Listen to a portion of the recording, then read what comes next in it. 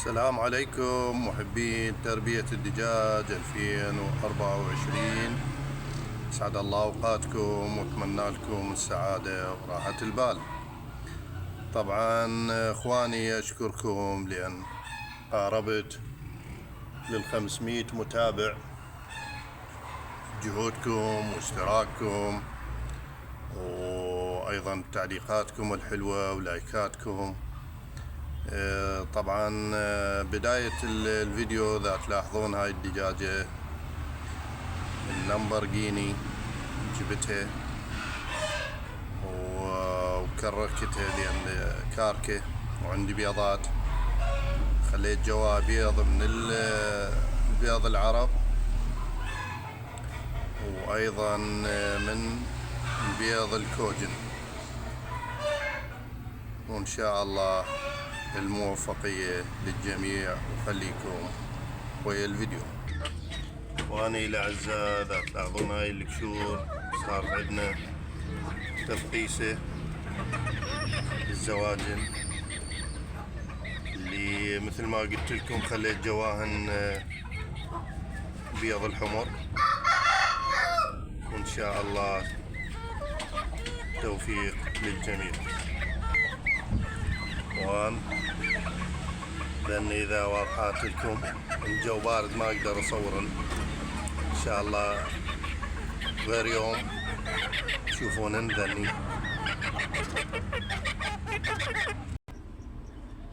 وأن هاي بيضة أم زعتر ما بيضها تبيضنا بهذا المكان، وأيضا هاي أم رقيبة بدأت تبيض هذا مكانها،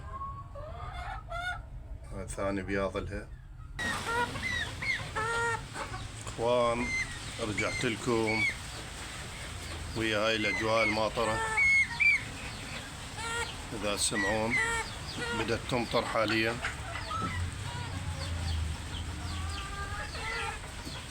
عودتكم بكل فيديو اخوان اشرح لكم عن هواي امور تخص الحلال، وبالنسبة للشتاء يختلف عن فصل الصيف. الشتاء الدجاج يحتاج أكل أكثر، يحتاج دفو، يحتاج تحميه من الرطوبة اللي هي تسبب له الأمراض. الرطوبة تختلف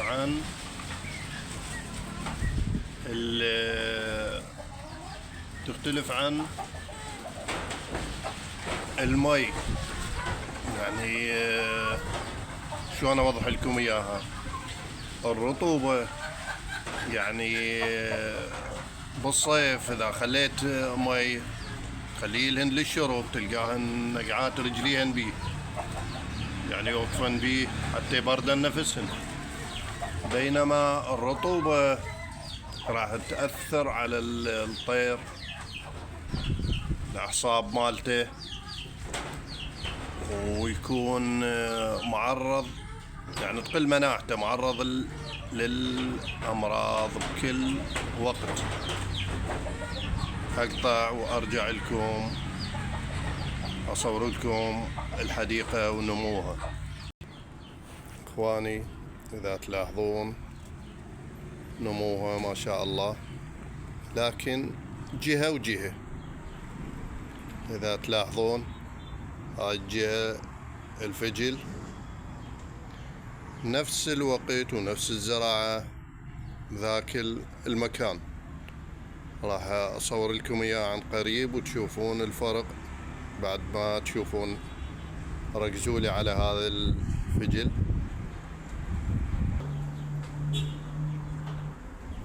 اخواني هذا الفجل صورت لكم اياه عن قريب.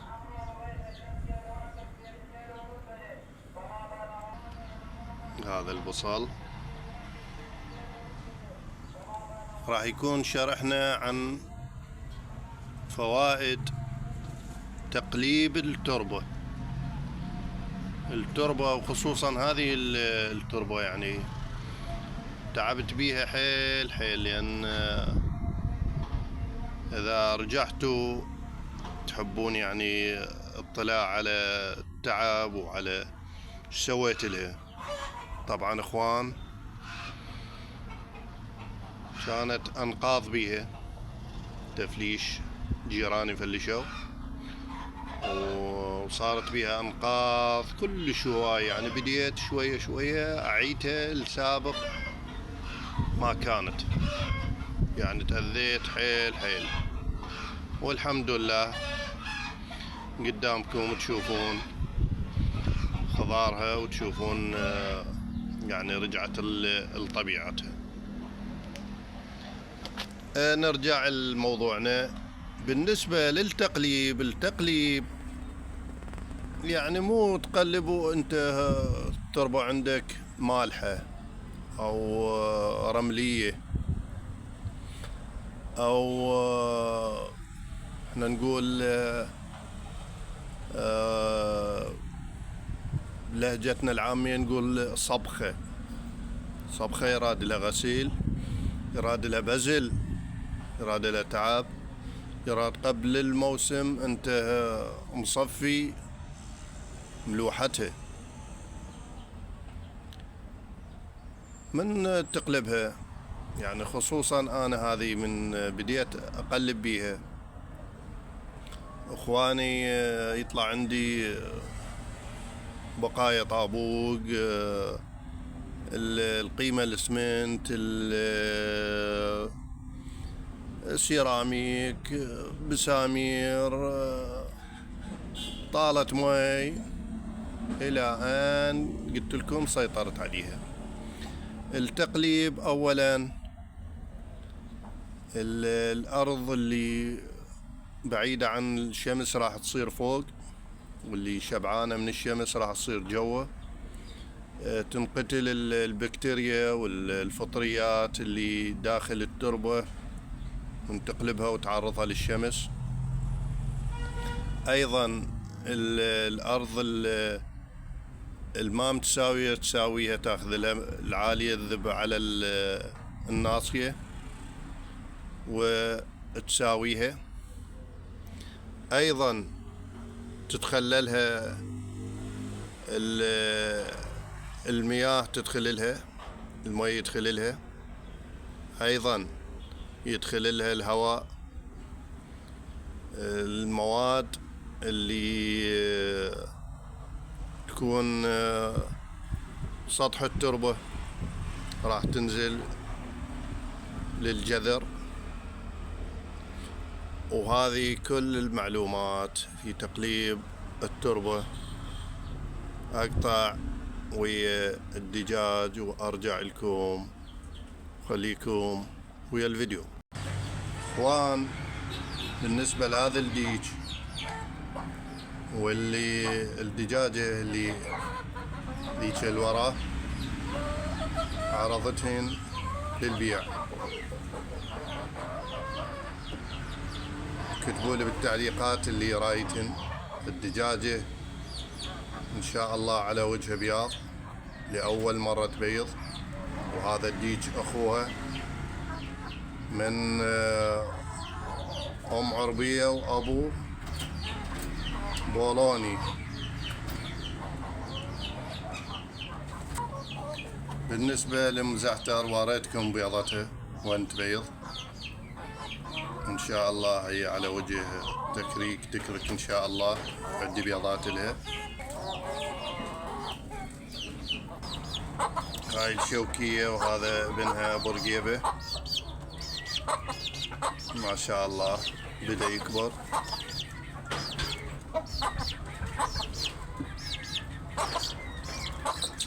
يعني للي يقول لي فطمة عنها، الجو بارد بعد ما كامل ريشه، خطية يعني شوي خليه يكبر واطلعها منه. سيلوني على الهراتي ليش عزلته. الهراتي بدأ يصفي ريش ورقبته، يعني الدجاج ياكل بيها، فعزلته هنا بخانة هو هاي الدجاجة. أما الدجاجة ما اريد يلقحها برقيبة. هنا خليته، وهم قللت منه الاكل لان دق وزن كلش هواي. وبالنسبة لهاي الدجاجة الكوجن اول بيضة بيضت، منتظرينها بعد تبيض، واذا كركت اكركها احتمال بس على بيضاتها.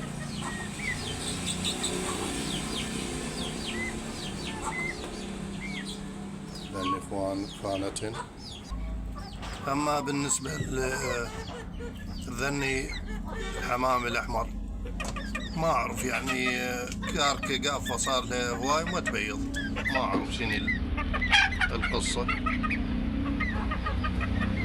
انا وصيت لهن على بيضات ان شاء الله خلين دايات.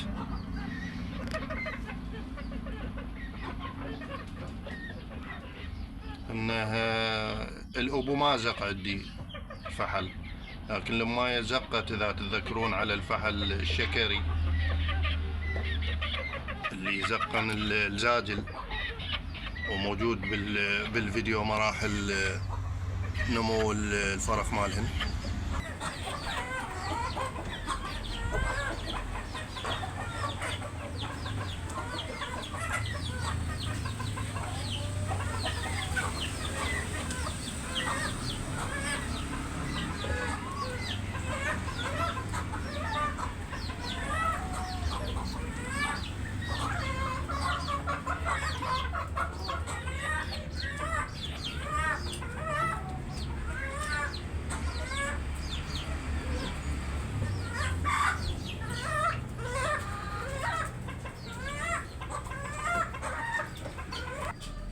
واني قاعد المتابعين يكتبوا لي صور لنا الدجاج ورا السيم. اخوان مرات الدجاج اذا فتحت الباب ماله يطلع ويعارك يعني ما يستقر، لكن ذني خانة كبيرة صورت لكم اياهن. طبعا هاي الدجاجة الكوجن ام الديك الكوجن الابيض اللي شفتوه بداية الفيديو، وبدت تبيض ايضا ان شاء الله على وجه تكرك، وهم احتمال اكركها لان عندي بيض.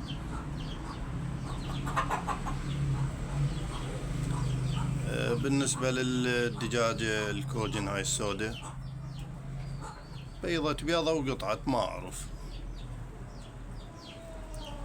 ان شاء الله من هيك تبيض.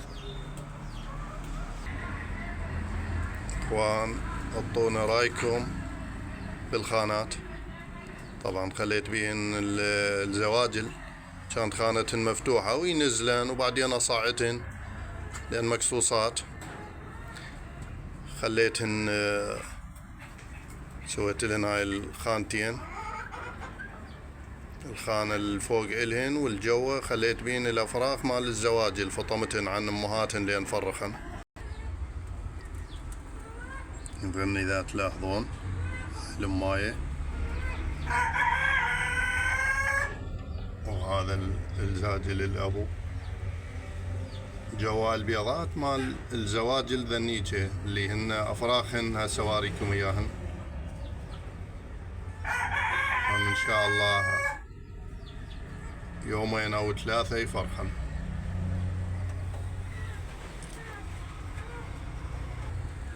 اخواني ذني افراخ الزواجل اللي هن قلت لكم خواتهن بالخانة اللي فوق جوا الزواجل، لان اخوان ما حصلت لهن بيضات، وذني شادات هم خطية ليش اذبهن، خليتهن جواهن، وهم الحمد لله يعني حنينات. شوف بعد زقهن.